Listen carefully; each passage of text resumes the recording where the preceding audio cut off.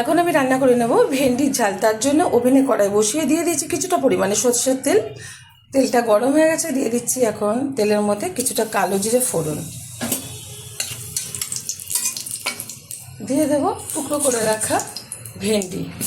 ভালো করে দিয়ে পরিষ্কার করে নিয়েছি ভেন্ডিটা, এরকমভাবে টুকরো করেছি। একটু নেড়ে চেড়ে নিচ্ছে, দিয়ে দিচ্ছি হাফ চামচ হলুদ গুঁড়ো, দিয়ে দিচ্ছি 1 চামচ লঙ্কার গুঁড়ো, দিয়ে দেবো স্বাদ মতো চিনি, পরিমাণ মতো লবণ। ভালোভাবে একটু নেড়ে চেড়ে নেব।